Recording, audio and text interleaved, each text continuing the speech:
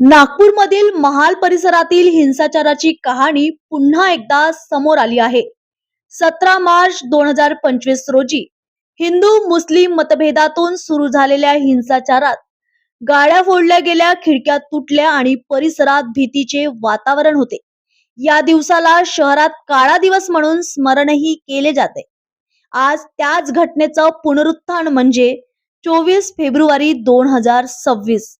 या दिवशी अल्पवयीन तरुणांच्या टोळक्याने पुन्हा महाल परिसरात दहशत पसरवली.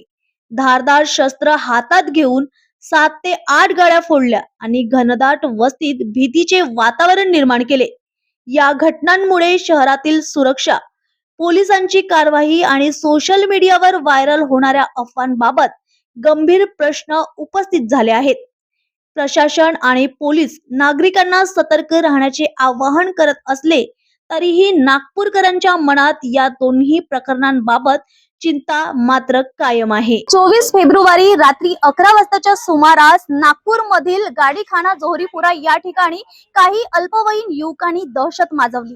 म्हणजेच वस्तीमध्ये येऊन त्यांनी अक्षरशः हातात धारदार शस्त्रे घेऊन काही वस्तीमध्ये उभ्या असलेल्या घराच्या समोरील गाड्यांना तोडफोड केली. एक नव्हे, दोन नव्हे, ते 7 ते 8 गाड्यांची त्यांनी तोडफोड केलेली आहे. आणि जेव्हा ते वस्तीत शिरले तर त्यांच्या हातामध्ये धारदार शस्त्रे होती.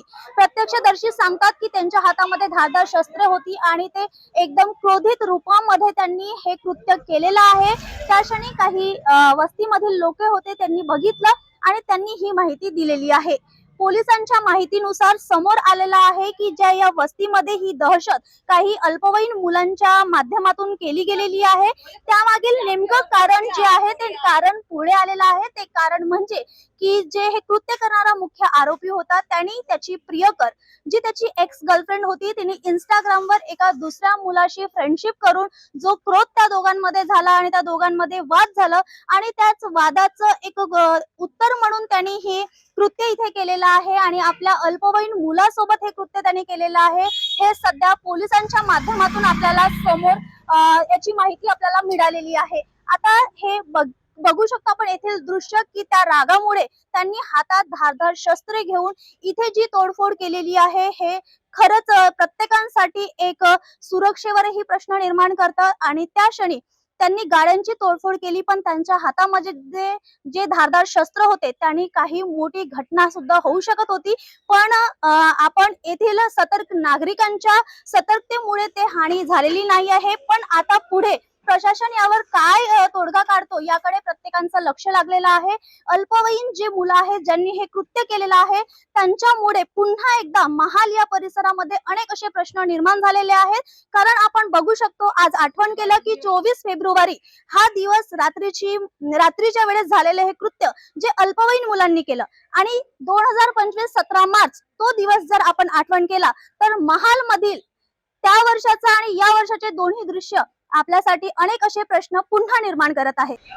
24 फेब्रुवारी 2026, 17 मार्च 2025 हे दोन्ही दिवस आपल्याला महाल या परिसरातील अनेक जे प्रश्न आहेत जे अनउत्तरित आता दिसत आहेत, त्याच प्रश्नांसाठी पोलीस प्रशासनाने सर्वांना सतर्क राहण्याचे आवाहन केलेले आहे. आपण महाल परिसरात बघू शकतो की पोलिसांचा कालपासूनच कडक बंदोबस्त इथे आपल्याला बघायला मिळतो. म्हणजे प्रशासनाची इथे या संवेदनशीलता एरियामध्ये कडक पहिरेदारी आता आपल्याला बघायला मिळत आहे. या क्षणी पोलिसांनी एकच आवाहन केलेलं आहे की प्रत्येक नागरिकांनी सतर्क राहायचं आहे आणि सोशल मीडियावर सध्या व्हायरल होणारे व्हिडिओ, या व्हिडिओवर त्यांनी कुठल्याही पद्धतीने लक्ष देऊ नये.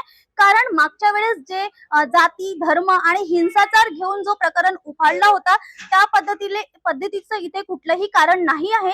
सध्या जे प्रकरण समोर आलेलं आहे त्याच प्रकरणावरून हे कृत्य झालेलं आहे हे पोलिसांनी स्पष्टपणे सांगितलेलं आहे. तर आलेला कुठलाही अनुचित प्रकार असेल किंवा व्हिडिओ असेल या सर्वांवर कुणीही लक्ष देऊ नये आणि आपली स्वतःची सतर्कता स्वतः ठेवावी असे आवाहन पोलिसांकडून आलेले आहे. नेशन सिटी न्यूज साठी मी रोहिणी, नागपूर. ही घटना गणेशपेठ पोलीस स्टेशनच्या अंतर्गत गाडीखाना जोडीपुरा या ठिकाणी 11:15 ते 11:30च्या दरम्यान काही मुलांनी येऊन गाडी तोडफोड केली.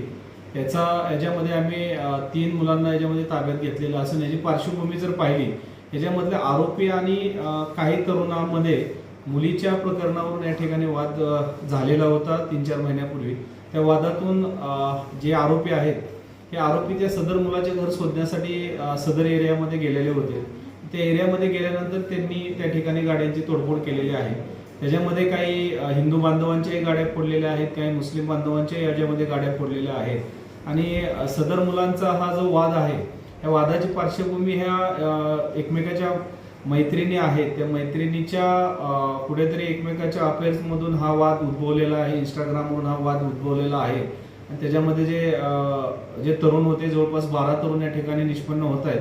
त्याच्यामधले 3 मुलांना आम्ही ताब्यात घेतले आहे. त्यांच्याकडनं चौकशी ही माहिती मिळाली आहे. याच्यामध्ये कोणताही हिंदू आणि मुस्लिम असा कोणताही या ठिकाणी वाद नसून त्याच्या अनुषंगाने आमच्याकडून सर्वांना विनंती करण्यात येते आपल्या मार्फतीने की या ठिकाणी कोणताही हिंदू मुस्लिम वाद झालेला नाहीये किंवा तो अँगल नाहीये. याच्यामध्ये या मुलीच्या प्रकरणावरून झालेला हा वाद असून सदर वादामध्ये अद्याप आम्ही झालेल्या प्रकरणामध्ये 3 आरोपींना ताब्यात घेतलेला आहे. त्याच्या अनुषंगाने आम्ही गुन्हा दाखल करण्याची प्रोसेस सुरू आहे. ज्या मुलांमध्ये वाद होता त्या मुलांचे नाव काय समक्ष आले आहे की काय होतं की जे नाबालक मुलं आहे काय? याच्यामध्ये जे मुलं आहेत त्यांची वय मायनर आहेत. पूर्वीचे काही लोकांचे वादाचे यांच्यावरती गुन्हे पण आहेत.